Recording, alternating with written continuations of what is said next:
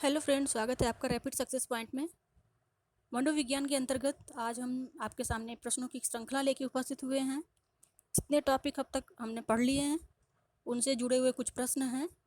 इन प्रश्नों के अध्ययन से हमारा रिवीजन भी हो जाएगा और साथ में हम ऑब्जेक्टिव क्वेश्चन का एक कलेक्शन भी अपने पास जुटा पाएंगे। ठीक है, तो इन प्रश्नों का अध्ययन करेंगे, लेकिन उसके पहले एक जानकारी है आप लोगों के लिए। यदि आप हमारे चैनल में पहली बार विजिट कर रहे हैं तो इसे सब्सक्राइब अवश्य कर दीजिए।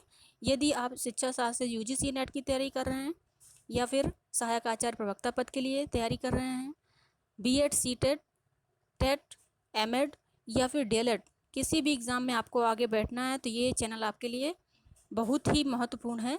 इसमें हम सारे पेपर आपके कवर करा रहे हैं, उनके नोट्स भी प्रोवाइड कर रहे हैं, साथ में ऑब्जेक्टिव क्वेश्चन भी सॉल्व करा रहे हैं।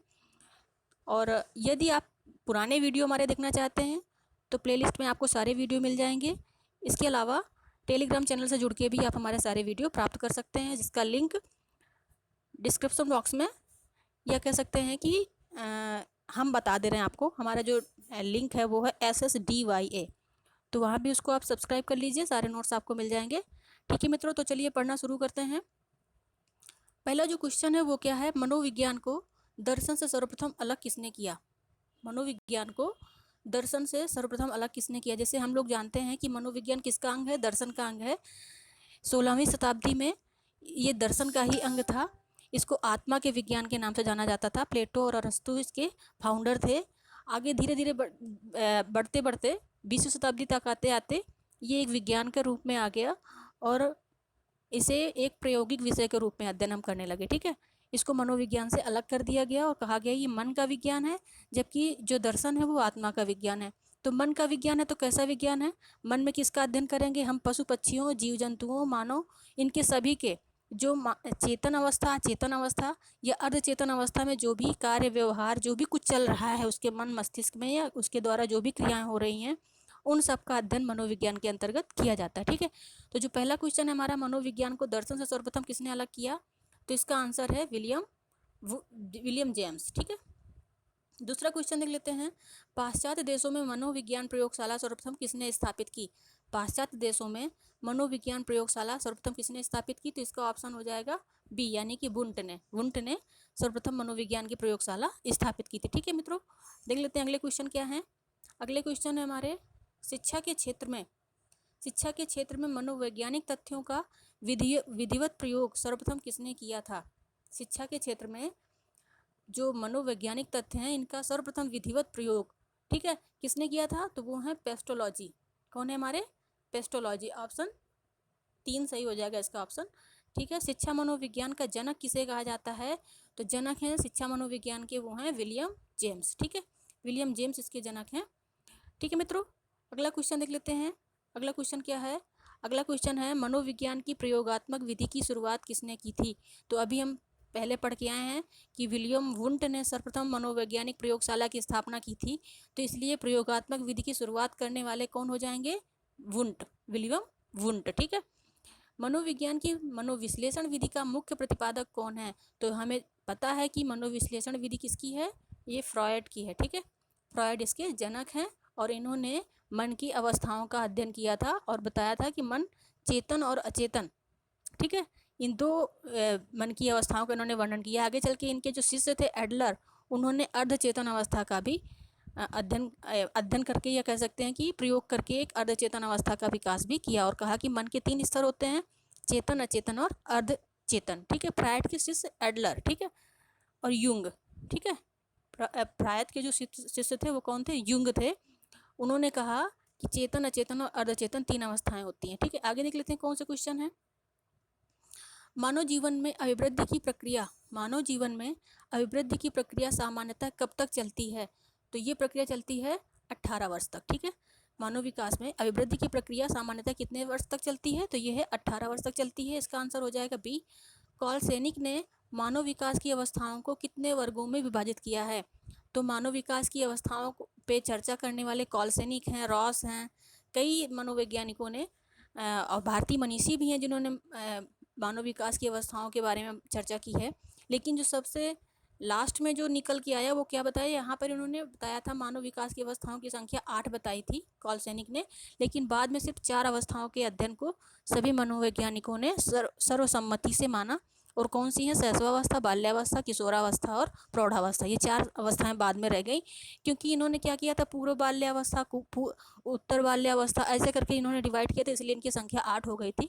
लेकिन यहाँ पे क्या हुआ, इन्होंने सिर्फ एक अवस्था को एक ही नंबर पे रखा और इसलिए इनकी संख्या 4 बची। ठीक, आगे देख लेते हैं कौन से क्वेश्चन है।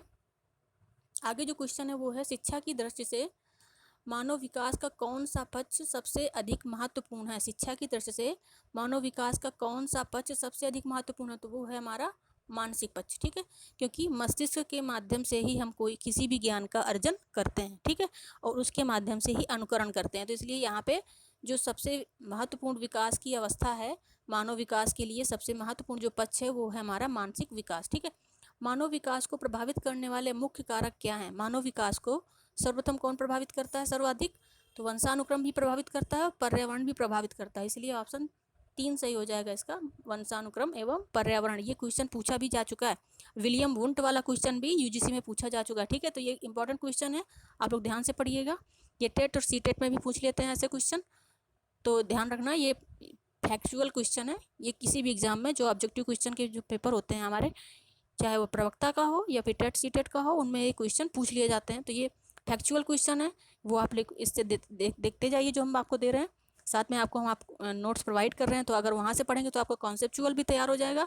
ठीक है, तो अगला क्वेश्चन है हमारा, वंशानुक्रम के मूल वाहक क्या हैं। वंशानुक्रम के मूल वाहक किसे माना जाता है, तो वो है पितरैक, जिन्हें जीन्स कहते हैं। ठीक है, फिर है गुणसूत्र कितने होते हैं, तो गुणसूत्र 23 के जोड़े में होते हैं, 46 होती है इनकी संख्या। ठीक है, तो ऑप्शन बी सही हो जाएगा इसका।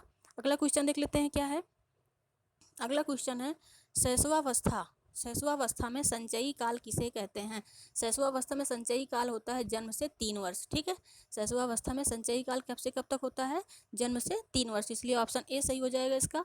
फिर है, भाषा सीखने की दृष्टि से सबसे अधिक ग्राह्य आयु क्या होती है। ग्राह्य मतलब ग्रहण करने वाली आयु, जिसमें सबसे अधिक बच्चा भाषा को ग्रहण कर सकता है किसी भी भाषा को, तो वो है 3 से 6 वर्ष की अवस्था। ये शैशवावस्था की जो एक पूर्व अवस्था होती है जन्म से 3 वर्ष, और एक होती है 3 से 6 वर्ष। ठीक है, तो 3 से 6 वर्ष की अवस्था में शैशवावस्था के अंतर्गत बालक सबसे अधिक भाषा को सीख सकता है, उनकी सीखने की क्षमता सबसे अधिक होती है। ठीक है, अगला क्वेश्चन है हमारा, बाल्यावस्था में कौन सी मूल प्रवृत्ति सर्वाधिक क्रियाशील होती है। बाल्यावस्था में कौन सी मूल प्रवृत्ति सबसे अधिक क्रियाशील होती है, तो वो है सामूहिकता की मूल प्रवृत्ति। ठीक है, क्योंकि बच्चा क्या करता है, समूह बनाता है छोटे छोटे खेल के अपने मित्रों के, और उन समूह में रहना, उसमें निर्णय लेना, ये सारे जो कह सकते हैं कि उनके गुणों का विकास होता है, सामूहिकता की भावना का विकास होता है, सहयोग की भावना का विकास भी बाल्यावस्था में प्रारंभ हो जाता है।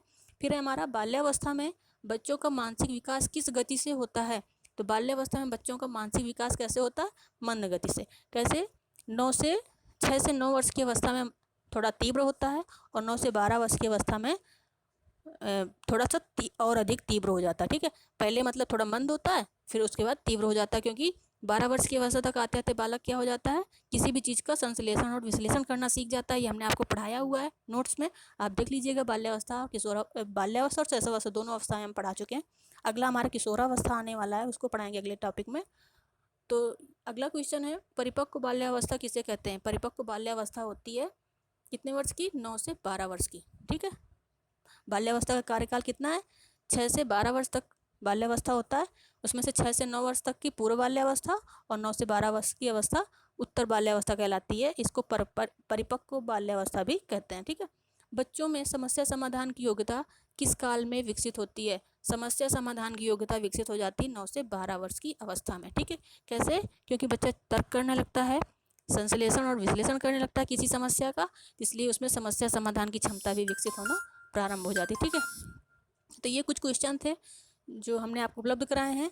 आशा है आपको अच्छा लगा होगा, तो इसे पढ़िएगा और अपने मित्रों को भी शेयर कीजिएगा। चैनल को सब्सक्राइब अवश्य कर दीजिएगा, बेल आइकन भी प्रेस कर दीजिएगा, जिससे डाले गए सारे वीडियो की नोटिफिकेशन आपको उपलब्ध हो जाएगी। ठीक है मित्रों, मिलते हैं नेक्स्ट वीडियो में, तब तक के लिए बाय, टेक केयर।